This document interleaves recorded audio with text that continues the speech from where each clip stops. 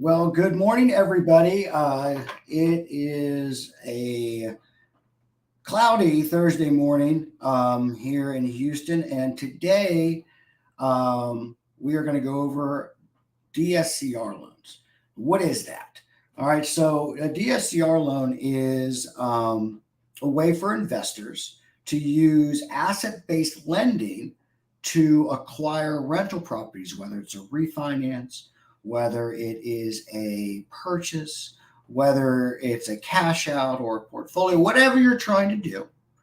It's a way to buy or refinance investment properties using that same asset based way, but for long term, whether it be 30-year or 10-year interest only or whatever it is. It's a way for that's why you guys go to these events and things like that, and you talk about all these investors buying like 20 rentals in a year. It's like, how are you doing that? You can't do that with conventional lending. Well, this is how they're doing it. This is one way they're doing it. So it's a tool in your belt to figure out how can I acquire more rental real estate or a flip that you're doing that you need to open up exit strategies, maybe rent it out for a bit. So today we got Dominique with us. Dominique, say hi to everybody. Hi, everybody. Happy Thursday on this beautiful day. How you doing, Alex?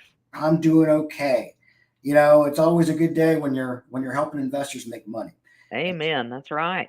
So one of the things that I'm going to kind of interview Dominique. And guys, as you guys remember, for any of our jet lending live stream events, you can always comment on any social media channel that you're watching this on. If you put comments, we'll get it. So if you have a question, you can ask us a real question in real time. We'll answer it. And of course, the video will be up, and you can rewatch it as much as you want. Okay. So Dominique, for people that don't know, and for people that do, but maybe had not a great experience, what is things that we can do in the long term, things over 2 years. How are people doing this? What is it? So you're talking about. So let me just get some clarity with what you're asking here. So we're talking about people that have bought or want to buy a rental property. Mm-hmm. Yeah. So let's talk about people that currently maybe had a short-term loan and they bought this rental property, right? Mm-hmm. And they decided, oh, well, you know what? I think I'm going to flip it. And then they go, wait a minute. I'm going to keep this thing and I'm going to rent it out. But you know what? I'm in this horrible rate on this short term. And I've worked with Jet before. I haven't worked with Jet before, but I've heard about them. And I know that they can help me refinance that loan Mm-hmm. into a DSCR long-term rental loan. And we can work on, getting them a much better rate than what they had on that short term.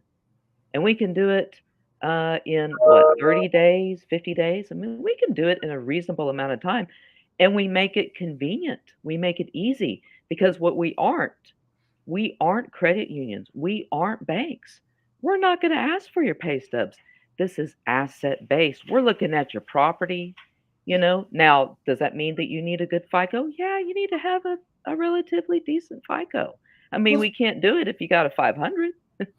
that's a good interlude to everything. So to kind of recap for everybody, a debt service coverage ratio, DSCR, that's what it stands for. That's Debt right. service coverage ratio. What that means, all right, these are loans that you're paying to the principal. So that means that if your whole mortgage, your PITI and A association use really comes into play with like condos, but Right. Townhomes. if you have a mortgage for $1,000 a month and you needed a 1.2% DSCR, debt service coverage ratio, that means that property has to be currently rented or can be rented for $1,200 a month. That means the asset stabilizes itself. So That's that right. means that you have your $1,000 paid for plus 20%. So that's how this stuff works. But that was a great kind of like, what kind of credit score do you need? I mean, you said I can't have a 500. Got it. But what can you do this with as an investor?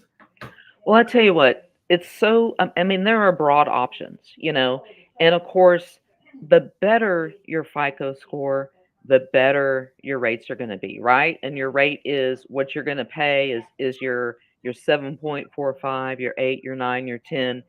people out here that have short-term loans, um, those are higher rates, and we're going after this lower rate. So really, for our group, we have options that go 620 and up. But is that ideal between 620 and 660? Really, where we can expand and open up the options is when you're at that 660 FICO plus, then we're looking at a better rate.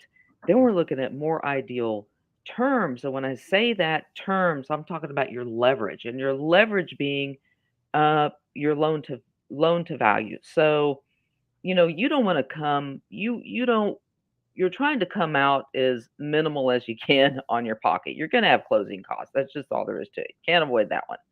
But you're trying to come out as minimal as you can. But that also leads into the fact that I just mentioned refinance, but there's also your purchase. So in your purchase, it's the same dynamic. You want to have that 660. Ideally, you want to have that 660 FICO going up so that you can get a really good rate, so Mhm. that you can get ideal leverage. So if you want to buy that fix and flip, right? You have a higher FICO. Let's say you got a 700, right? You want to get 90% loan to purchase, right?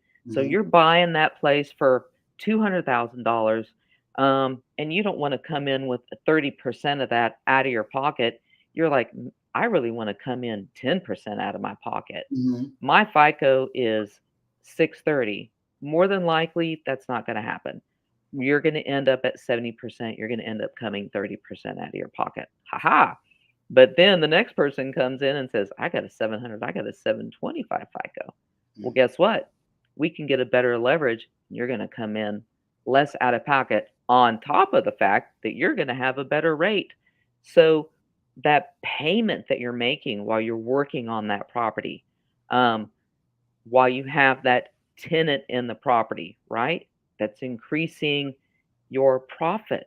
It's less money, on when it's the rental, you're getting more profit. When it's the fix and flip, you're not spending as much while you're getting it ready before you sell it. Right. I mean, these are great options for wealth building. Like I always told my Yes, when you flip, you can become rich, but when you hold, you can become wealthy. There's a difference between. that's right. So what I'm hearing is like, so to tell our people, you could buy these, you could refinance them, you could cash out refinance, you could Yes, portfolio these deals, many and options. depending on how your FICO sits depends on your leverage and your rate. And what I tell my low FICO people is this: let's say you're doing a purchase. Let's say you are coming out of pocket 30% on a purchase. Okay. You're like, listen, I'm trying, you're in the game. And that's one thing I always give people: your rate and your term should never dictate if you should be in the game or not. If you're buying these properties correctly and you're willing to make sure your return on investment equals what you need to stay in business, then you buy the property. And these are ways for people that, I mean, it happens. Investors, listen to me. You guys come into a fix and flip and you got a 710 score, but then you put everything on your credit cards and you're over leveraged and it drops to a 640, things like that. These are ways for exit strategy. You should always have three exit strategies prepared for your flips. Of course, flipping it. You could try to rent your way out, but you need a longer term loan, or Right. even try to owner finance the deals, and that's a different structure. So this is a way for you to kind of get into. Now, another question I have for you, Dominique, is a lot of people, and I'm going to make sure we use the correct terminology. All right. A lot of people love doing short term rentals. For those of you who are unaware, a lot of times people call them Airbnbs. Airbnb is a service provider. But just like Xerox, when people like, well, send me give me a Xerox of this. That's just a company that made copiers. Airbnb is a servicer. So when you talk to lenders, you talk about, I'm doing a short-term rental. That's what Yes. the Airbnbs are called. Tell me about, like, how do people structure them in these deals? Do they go, what do they do? Well, let me tell you. So, first and foremost is that here at Jet, we have an option for those people that are doing the short term rentals. There's Mhm. not very many people out there. You just don't see it a lot. You don't see them advertising saying, hey, you have a short term rental, we can lend on that. We actually have that option. Mhm. And it's similar to the long term. We just have to know, what's your average? What are you making on an average on this rental? So we're going to ask for documentation to prove what it is that you're getting for that short-term rental through Airbnb or VRBO. Um, and then of course, we're going to, as far as the structuring, as far as the ratios go, as far as the leveraging goes, it's very similar to the long term. Hmm. It's no different. It's just we're using the math from a short term rental and what your average is in let's say a year. um, and you really should have a year under your belt with those, so that we can get a good average. That's a good sampling of what you're making on this short term, and we're going to use that as the qualifier. Okay. um, Go ahead. No, no. So what? So how about this? Because I want to get to these people with some information they could really like bite down into and use. Because a lot of things. So one of the things that you probably guys have noticed over the last, I'd say, 3 to 4 years. First, you heard these things called non-QM loans, and they changed Right. the name to DSCR loan. Okay, you've seen them have been pretty good in 4 years. You got a bunch of lenders that are doing them. Okay, a bunch of brokers that are doing them. All right, so if you were to buy, okay, we'll go purchase first. Sure. Tell everybody that's watching today what are some of the pitfalls that investors do when purchasing that either slows down their deal or completely kills their deal and they don't know it until it's like the very end. What are some of the things that investors should watch for when purchasing? Then we'll go through refinance and cash out. We'll go through all the other different products. But you'd say, because you got to, Dominic, you got to deal with it, right?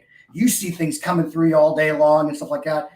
What could you tell investors that if you're buying a property, and I mean, a ton of people have gone through this, and they're like, "Well, why wouldn't you just tell me that in the beginning?" Well, I didn't know in the beginning. So, what would you tell investors today that they got to watch for their lender when they're buying properties on a long-term loan? Okay. So when they're buying properties on a Right, long, it's like 30 years. right, right, for your 30 rental. years. So let me tell you, people get so excited, about getting into the investment game. So I'm going to kind of direct initially the new people. And that is the most important thing you have to do is your diligence on the property, right? Mhm. Listen, make sure you're getting a good value, okay? You need to do your research. When you're working with your realtor, make sure you're getting those comps, and you're checking out, the values in relation to the property that you're looking at. You know, if you're planning to rent that sucker out, make sure that you're getting uh the sample of what the rents are going to go for. Because here's the deal, is that when you get that loan, you're going to be making a monthly payment, Yeah. right? You need to make sure that you're going to be making money not only to make that monthly payment, but you've got maintenance too. Mhm. You've got to cover your maintenance, and you got a percentage that you're going to be educated on. Listen, this is what my payment is. Mhm. This is how much rent I need to get. But I'm also, AC is going to break at some point. You got to fix it. There's Mhm. going to be a leak in the roof. You got to fix it. Mhm. Okay? You don't want to be the guy or the woman digging into your savings to pay for that. You need to be making money on that property. And that's making sure that when you're getting that property, that you're doing your diligence, that you're working with realtor, that you're looking at everything related to that property from the ground up to the market, on the outside. And then go ahead. It looks like you had a question or a comment. No, so I mean, you're making good points. Making sure that you're buying a value. One thing I'll add to that: if you're buying a property that's rented, do not first get the lease agreement, see if it's month to month or a year lease, and how the borrower has been paying. One of the things I've always seen, not always, but I see it a lot, is that somebody will get into buying like a lot of properties from somebody or like a mobile home park or something like that. And they'll have this, you know, the person really didn't hold books. So they want to sell it at top value, but also didn't want to show their income. Well, I'm trying to take a tax advantage. Listen, you can't make money both ways as a seller. Either you're going to Right. report everything or you're going to not report everything. But you have to buy it on what you can prove. Right. Okay. So make sure if you guys are buying something and there's tenants already there, and you can, and with all these 30-year loans, you can't have any deferred maintenance. So the property has to stand well, and you have to use the current, you know, projections on the rent. Okay. That's right. The market rent. Yeah. So on purchasing, but let's say okay, they did their due diligence, Dom. They did everything that they're supposed to do. They think they got a good value. There's a renter in there. There's no renter in there. It doesn't matter. They're buying this property. They go in there. They order appraisal. Is there anything you wish the investor would know on a purchase when they're using this type of lending that you want to tell them, hey, listen, you're using jet lending, you're not using jet lending. You need to know this when you get into underwriting about a purchase. Oh gosh, let me tell you. So then as soon as you decide that you're going to get that property, and just to go back to that, aside from your realtor, when you have questions, because there's always a lot of questions, always feel free to reach out to us because we do know what's coming next and we can answer those questions, and we're happy to answer those questions to help you prepare, because then when you go to come into the loan, there's so much you're going to need. You're going to need to show that you have reserves, and that's where we get into whatever your payment's going to be. Before you get into this, you need to make sure that if something happens, that you're going to be able to make 4 to 6 months of those payments while whatever is happening, whatever event is occurring. And that's something that we look for as a lender. We want to see that you've got some assets in case an event occurs that you're going to be able to make that payment, and you're not going to lose, because that's not what you're trying to do. And then of course there's the FICO piece. And then, believe it or not, your background also plays into this. Okay. That's another real important piece. So think about that too. We don't know about your background, but you know about your background. So if there's something in your background that maybe isn't uh, the best, let's say you've made some choices in life, maybe had some troubles, believe it or not, that has an impact. Mm. If you got a few speeding tickets last year, when we pull the background, believe it or not, that has an impact, because it's about, investment properties are a risky lend. It's risky. It's not like your primary homestead where you're living in it. This is an investment property. So there's a risk factor there. So we're looking at those things, and those are all the things that you want to think about. Do I have the assets? Because the lender's going to want to know about that. Do I have that FICO? Mm. What's my background like? Yeah, I got a pretty good background. I got a speeding ticket last week in Seabrook because I was on a hurry to get home, but that's no big deal. Yeah, Um, it's not gonna kick you out. A speed. no, no, that's it. It's not going to kick you out. That's no big deal. We're not going to care about that. Um, if you beat up the neighbor a few years ago, and there's some charges and a whole big package around that could cause a problem. you Okay. know, just to kind of give you an idea. So Um, you heard it here at Jet Lending, and you heard it here from Dominique first. Don't beat the hell out of your neighbors. don't beat the hell out of your First neighbor. announcement. All right, so don't do it. It's frowned upon. So what about okay? So what about cash outs and refis? Because that's the bulk of what we get. We don't get a ton of purchases. We get some, but a lot of times people are they're either with Jet Lending or with another hard money lender or a private money lender. Or they bought it cash at the sale, or they just bought it cash anyway, or they got it inherited, and they want to either take money out or they want rate and term. They did their due diligence part. They did all that kind of stuff like that. They put in their application. They got the appraisal back, all this stuff. And if you would have just known this, you would have saved them some heartache and rate changes. What would you tell the investors when they're using anybody? What you need to prepare for, and what you need to make sure you tell your lender when you're doing cash outs and when you're doing rate and term. Yeah. So when you do it in rate and term, and just to specify, guys, rate and term, that's as some people know, you're just trying to lower your rate. That's it, right? You've already got a loan. You're just refinancing, trying to get a lower rate. cash out, you've got some equity in there, you want to pull it out, maybe buy another property or go pay some debt. And here's the thing when it comes to all of those variables, whether you've inherited it, um, or you've already owned it, or you're going through a divorce maybe. And this happens a lot too. Maybe you guys are splitting assets. Here's the thing. Um, Most importantly, uh, if you paid cash and you're trying to do a cash out, or maybe let's say you bought it, you did some improvements. Make sure you got those invoices together, because let's say you bought it for 169, you're saying it's worth 300. You did some improvements, but those improvements maybe not make the value of the property 300. Maybe the improvements are going to make it 200. You need to have your final HUD. If it was like within the last 6 months, you're going to want to have your final HUD to show what you paid for. You're going to make sure you want your invoices. Did you list the property at any time? Because if you listed that property underneath that time, guess what? You want to do a cash out, you want to refinance, you think the value is going to be over here, that value is going to be what that property was listed at under 6 months ago. Right. That's going to make a huge difference. I can't tell you how many times something has tanked because we didn't know that up front. So that's a fantastic point. Because a lot of you guys, what you'll do, and you know who you are, And this is very common. you'll say, I'm going to flip this property. And then, but I think it's worth 720. And you're like, it's not worth 720. Like, yeah, it is. I have a feeling.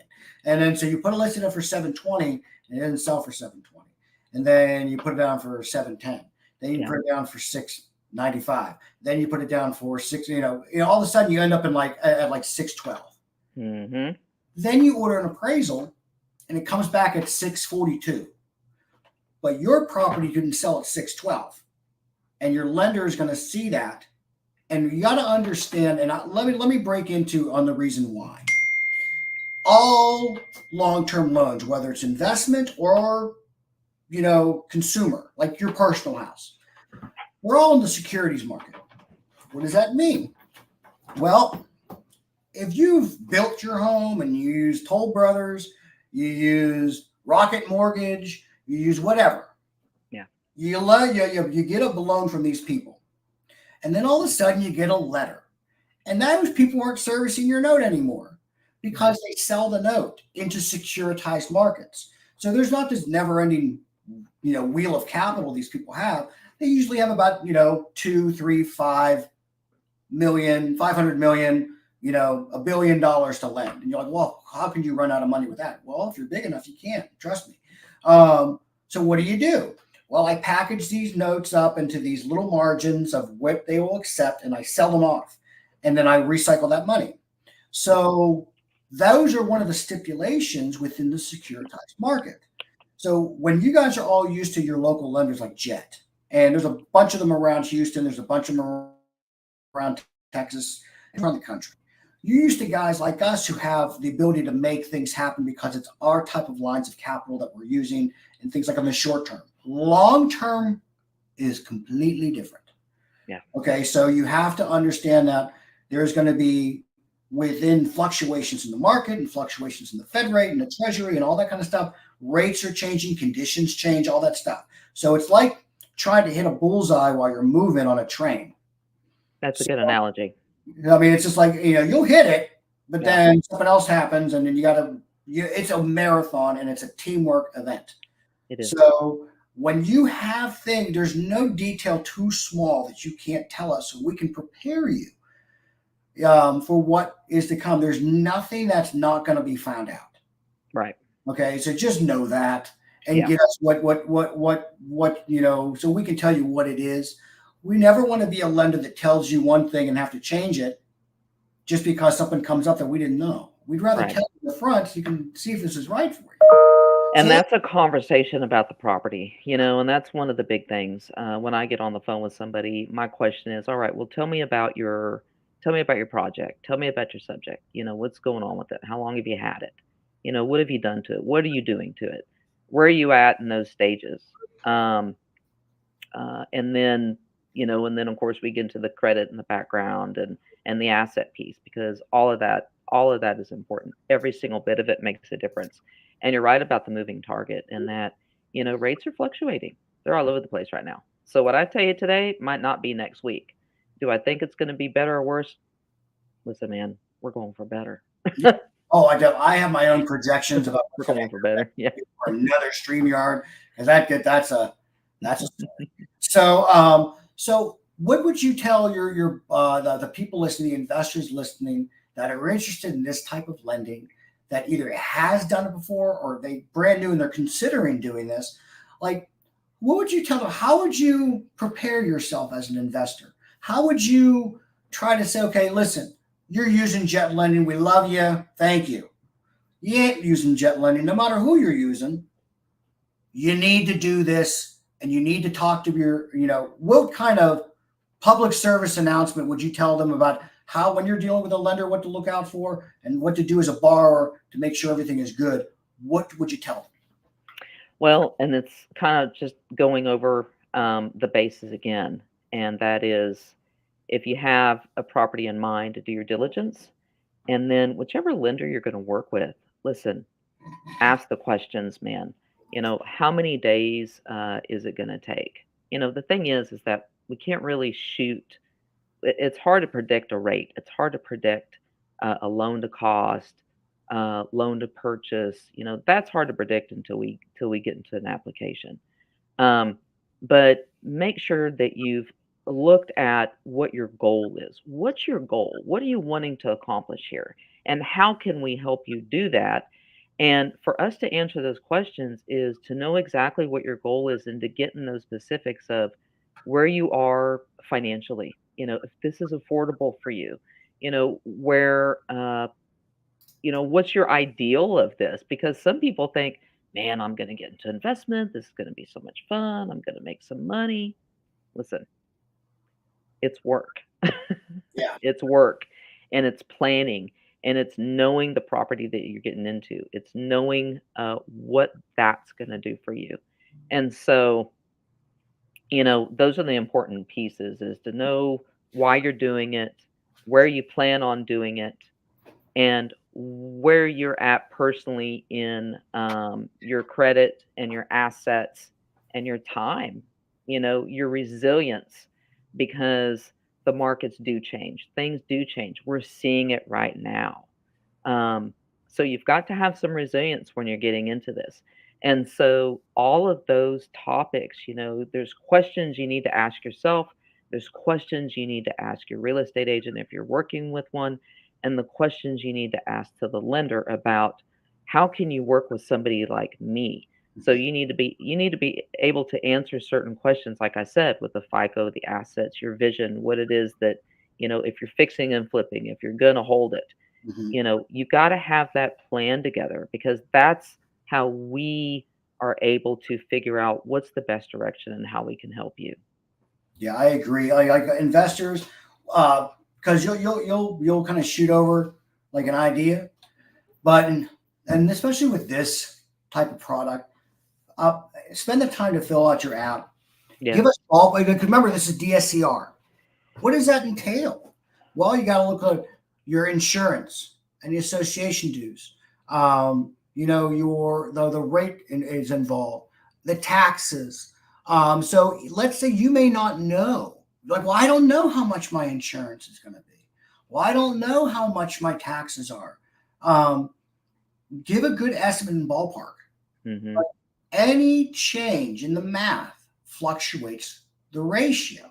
Yep. So if you're going to be real general in the beginning, this is my advice to investors. If you're going to be real general in the initial estimate, you have to know that the estimate is general in itself. Hmm. That's The right. more specific you can be, the more accurate your pre-appraisal quote will be. Yeah. And then only other variable that you have to worry about is the appraisal. And that's one thing we haven't really gone over is the appraisal on these things. Yeah. When you're doing your short-term side, your fix and flip side, or your buy, fix and rent, the property is distressed. Okay, so like you need to have repairs. Budget. Yeah, well, one of the things that is the appraisal is not so important on the short-term side because it's speculative. Right. This property could be worth X if you do Y. Right. So And then you're like, well, I did why? I did the roof and the finishes and all this kind of stuff. But let's say the quality of those finishes were poor. That dictates what it could sell for in the market.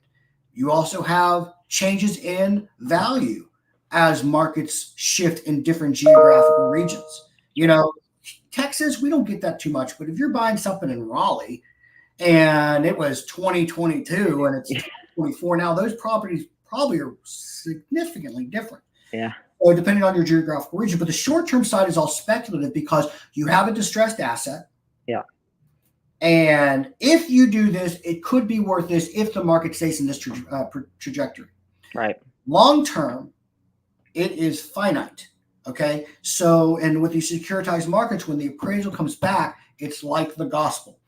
We all know that you can line up 20 appraisers and get 20 different numbers. That's right.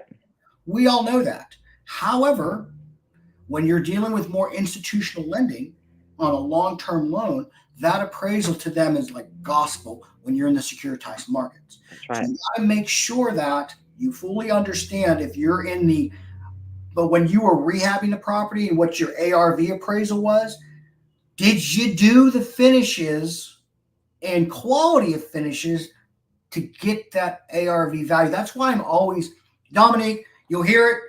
I'm always apprehensive of when they're like, well, we're gonna do this other lender because they don't require appraisal.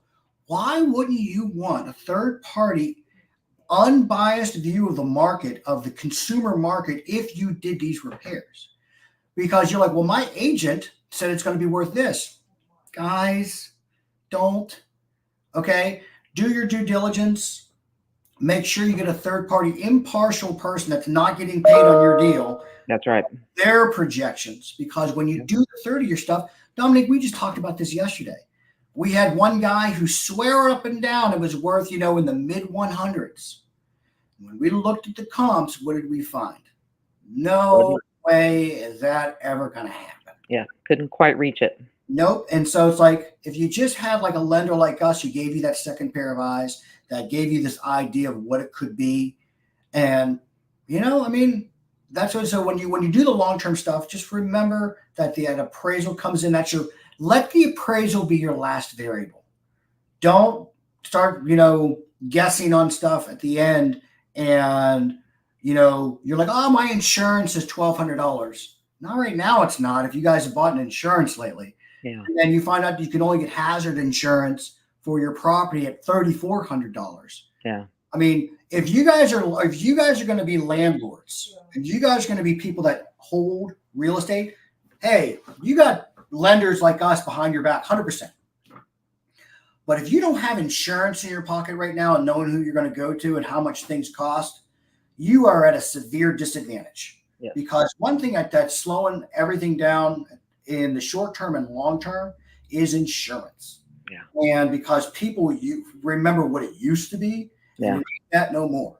No. So make sure if you guys are listening, you're watching this, get a good insurance agent in your pocket, because that's one of the things that will kick you out of DSCR loans real fast. Oh yeah. Yeah. And that just leans into doing your research. So when you have that property in mind, get an idea what your tax is going to be. Find out if you have an HOA there. Find out how stiff they are, or relaxed they are.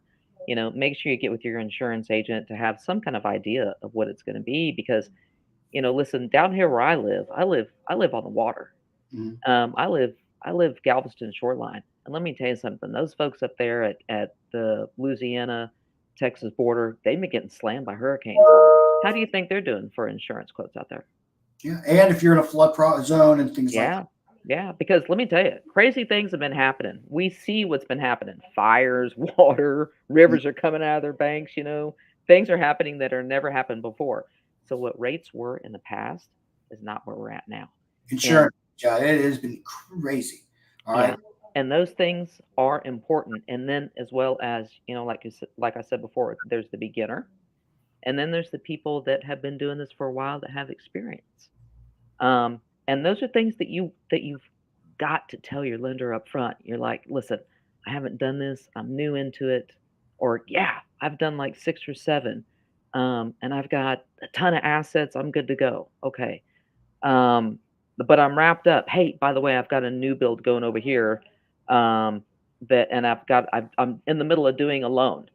That's another important factor. If you're an investor that's working multiple projects and you've got a couple of loans over here going on, and then you're asking us because you want us to lend on some other project, that's information that's important because we have to take all of that into consideration because that's part of your expenses, right? Right. And that could impact a yes or a no. So all of those variables are critical. And if you're not sure, if you think, okay, I think I've got all the answers to the question, call us and we can walk through some of the questions and help you get some of the answers that may be Well, questionable that you're not sure about. I'll haven't noticed, and you very well may not have. I have put a link in the chats, and if you have not gotten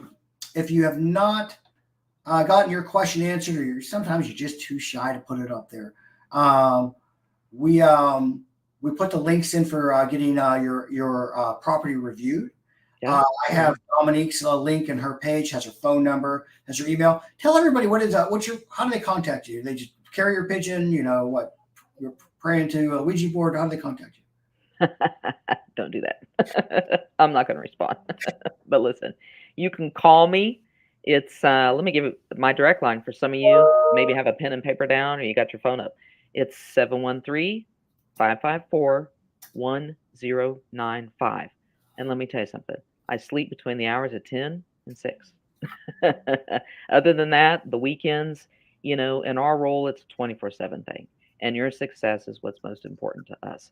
And, here we're always happy to take a call, a text, or an email. You do what's convenient for you, and we're going to get back with you. Okay. And one question, and it's a question that's going to go on for another show. But to kind of interlude to that, can new investors, there's one question, new investors do new construction? We're going to have another new construction call, folks. That's a totally different topic. But that's deep. So if you, I don't know who's telling these people this, because new construction is not rehab. But I'm a new person, Dominique, and I got a lot and I want to build on it. Can you help out? Let me tell you, there's a lot of questions that are going to need to be asked, a lot of diligence that has to be done. And we kind of address this because everybody has a vision. So let's talk about your vision and then let's talk about reality with what's going to work, where you're at with your resilience, what you can put into it and what you're expecting out of it.